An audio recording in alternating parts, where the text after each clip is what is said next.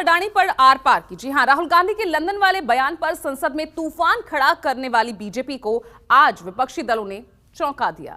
संसद में सत्ता पक्ष की रणनीति को मात देते हुए विपक्षी दलों का कारवां सड़कों पर उतर गया। अडानी मामले की जांच की मांग को लेकर ईडी दफ्तर के लिए निकल पड़ा। हालांकि दिल्ली पुलिस की नाकेबंदी ने विपक्ष को ईडी दफ्तर से पहले ही रोक लिया, लेकिन 16 पार्टियों ने ईडी डायरेक्टर के नाम साझा चिट्ठी लिख दी। अडानी मामले में तुरंत एक्शन की मांग कर डाली।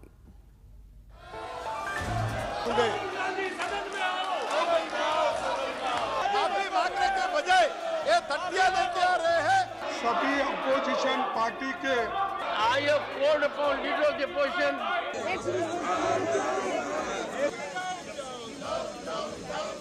जानते हैं कि अगर जेपीसी का मांग मान लिए तो बीजेपी पार्टी की सारे हजिया आम लोगों के सामने उड़ जाएगी। जो लोग सच बोलते हैं उनको जेल में डाला जाता है। सीबीआई, ईडी और आईटी के छापे विपक्ष को डराने धमकाने के लिए डाल रहे हैं। मोदी जी इंडिया के प्रधानमंत्री हैं या अडानी के? मुद्दतों बाद विपक्ष की ललकार, अडानी मामले पर जेपीसी जांच की दरकार, सीबीआई ईडी पर इल्जामों की भरमार, संसद से सड़क तक बैकफुट पर नजर आई सरकार।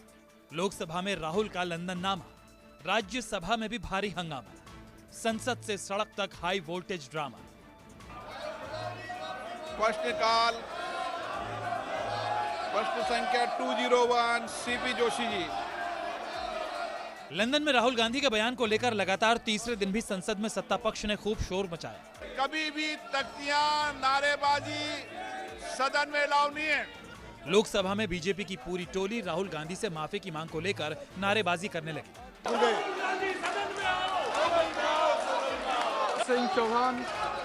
लेकिन विपक्षी टोली ने भी रणनीति बदल ली। स्पीकर की अपील को नजरअंदाज करते हुए वेल में आ गए। सीबीआई ईडी के दुरुपयोग के इल्जामों के साथ तख्तियां लहराने लगी, हुकूमत को आईना दिखाने लगी।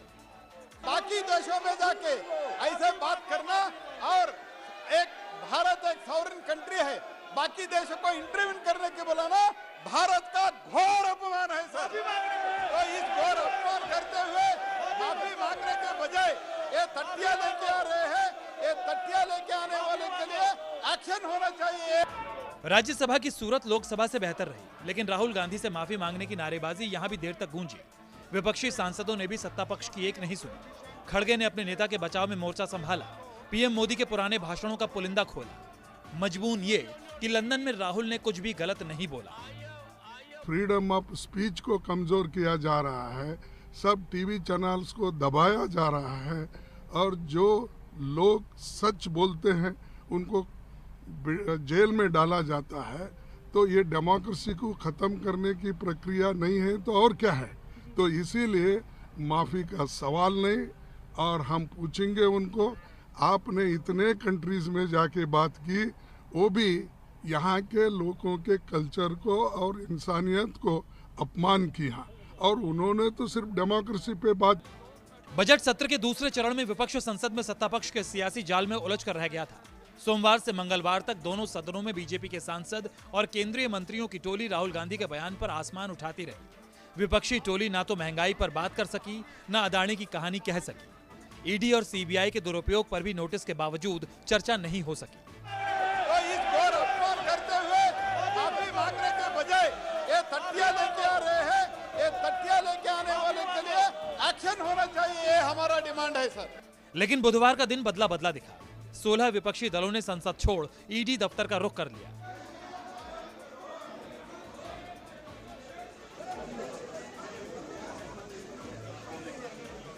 हालांकि संसद भवन से निकला विपक्षी सांसदों का मार्च जैसे ही विजय चौक पहुंचा, पुलिस ने विपक्ष का रास्ता रोक लिया। सांसदों का जत्था ईडी दफ्तर पहुंच ही ना सका।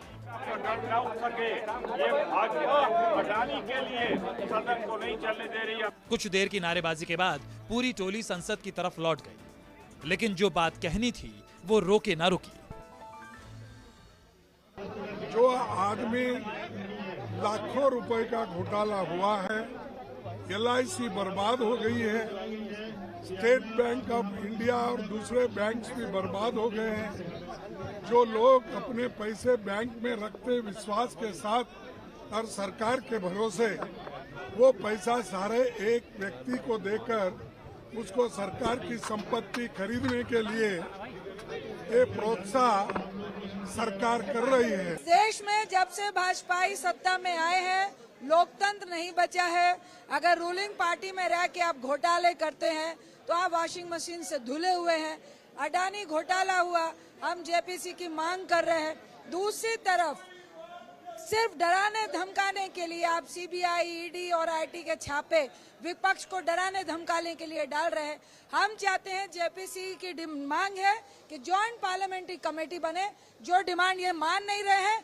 अडानी जी का नाम सदन के कार्यवाही में नहीं आना क्या दर्शाता है? ऐसी क्या कारण है?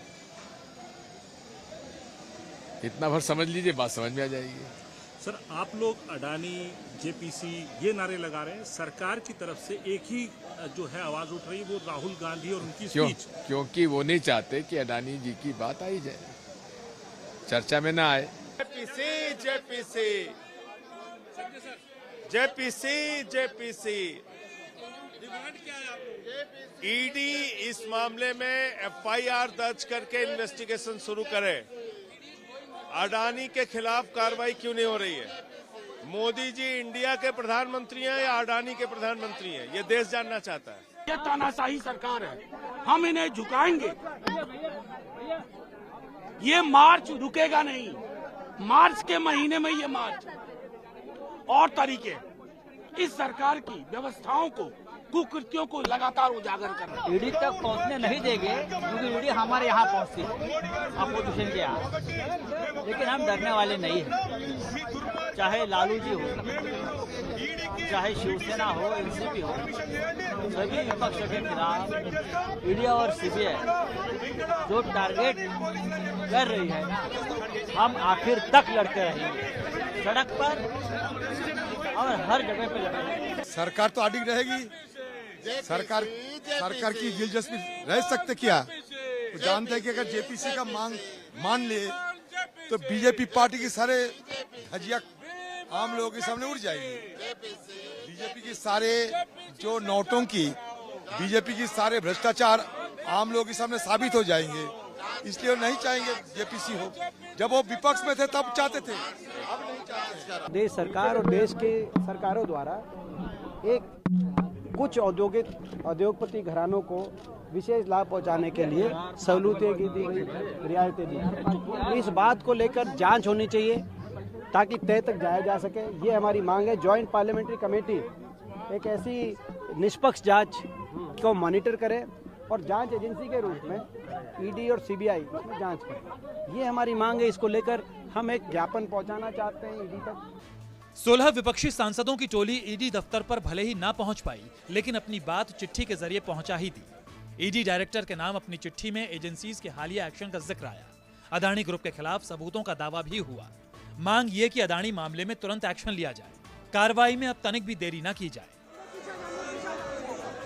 संजीव त्रिवेदी, कुमार गौरव और ऋषिकेश के साथ रमन कुमार, दिल्ली, न्यूज़ 24।